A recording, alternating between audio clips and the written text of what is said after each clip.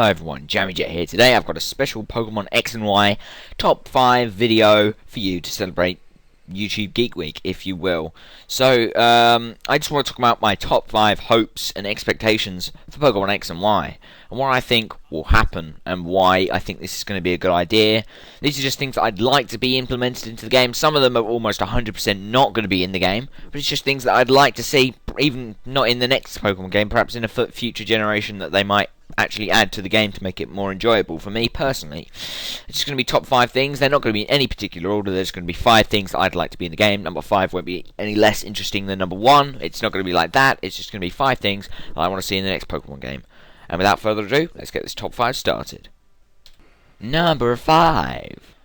Number 5 is probably something that many people have wanted in Pokemon for a long time. I know it's something that I've wanted officially, like, in the games for a long time. I know emulators have this, but it's save files. I don't understand why they haven't implemented this earlier into the series, because series like Mario and Zelda now do this. They have, like, 3 saves, and 3 saves for a game that has 3 starters would make sense. So you could have a file with each of the starters, and then it will give you, you know, instead of having to delete all your previous data, which can't really be done, especially when it's a new generation game. There's no way to transfer it over, so you're just going to lose all these Pokemon, which can't be, like, transferred or saved, and then you're just going to have to restart and, you know, replay through the game. You can't get 3DS emulators now, so there's no way to play this game on, like, a computer.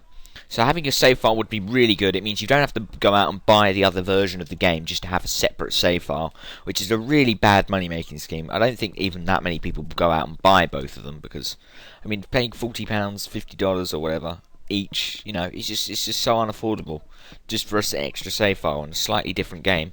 They don't really change it between versions enough, in my opinion. I know if they did, some people might complain, but it just seems like something that they should do, make more differences as well.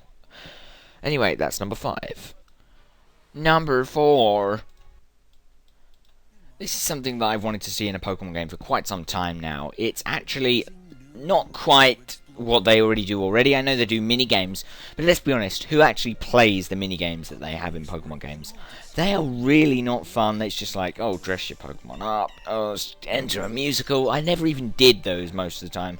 And the only thing is, in some of them, you actually had to do some of these things where you had to dress them up as part of the storyline. It really wasn't good. Like in Pokemon Black and White 2, you had to go to the music theatre. I don't want to go to the music theatre. I just want to play my Pokemons. Just, if you're going to have mini-games, make them fun and interesting. I suggest perhaps even a last man standing competition where you've got to battle through about 50 trainers and see how long you can last, or one where you can only have a mono-type team where all fire types, or all water types, or all grass types, and you've got to get through a certain number of trainer battles. You know, these are interesting things that I'd like to see. But Pokemon haven't done anything like this. I don't know quite how X and Y will handle mini-games. I have seen some footage of some football mini-games, and I'm starting to get worried. Kind of like Pokemon and me, as you can see, it's just like Nintendogs. It really doesn't look great. I mean, the only good side to it is it helps you bond with Pokemon, which makes moves do more damage, which is actually quite a good idea in my opinion. And it would actually change a lot of online battles, because if people are using hacked Pokemon and stuff, they're not going to do as much damage as people who are using legit Pokemon. So this is, yeah, quite a good idea in my opinion. Number 3. Something that I've wanted to be in the Pokemon games for the last few games. It's not something that isn't in the games, it's something that I want to be improved, and that's the Legendary Trios. Since Diamond and Pearl, I have since 4th generation that is, I have just this feeling that they really haven't put any effort into the Legendary Trios. I mean, take the 1st generation games with Moltres, Zapdos and Articuno. They were just so awesome, and they were so creative. They weren't anything alike. They were all different types. I mean, they were part flying, but they all had unique type matchings, which made them really interesting and fun to use. And what I didn't like about 4th gen and 5th gen trios is they really did look exactly the same. Take Azelf, Mesprit, you know, Uxie. All 3 of them are just like these things that look exactly the same. Same with Thundurus, Tornadus, and, you know, it's just all the same. And I wish they will improve this. Hopefully they will in future games. Number 2. Many people will want Pokemon to be very, you know, linear, and it has been for the last few generations, but what I'd like to see is a very open-world Pokemon game, and that actually looks like what we might be getting in Pokemon X and Y. For what they've shown on the world map, it looks like Lumos City is going to be like this massive city, kind of like Castelia City was in Black and White, and Black and White 2, but it looks like it's going to be even bigger, and it's going to be, you know, this massive city that you can revisit and It's just going to be so awesome to see what they do with that, and whether it's going to be like you can keep coming back to Lumiose City before you go to new towns and stuff. I really don't know quite what they're going to do with this, but it's a nice concept if you think about it. I just hope that they do something good with it. Numero uno.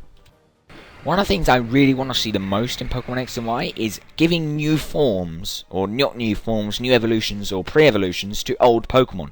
Black and White didn't do this because it was trying to be its own region. It was trying to copy what the original Red and Blue did. But I'd really like to see some new pre-evolutions or evolutions of previous Pokemon. I know we're getting Mega Evolutions, but they're more like new forms than evolutions. So I'd really like to see them do something like that. Kind of like Diamond and Pearl did when it added Magmortar, Rhyperior, these sort of Pokemon. It's really changed the game. And they really made it more exciting. For me, personally, I just really enjoyed having these new evolutions of Pokemon that I used to own. Being able to trade them over and watch them evolve. I didn't like some of the like trading methods, because then you have to have someone else to trade with, and that kind of gets a bit annoying. But I'd really like to see this in future games. I just want to say thanks for watching my top 5 hopes and dreams for Pokemon X and Y, I guess. I'll see you guys next time. Peace out.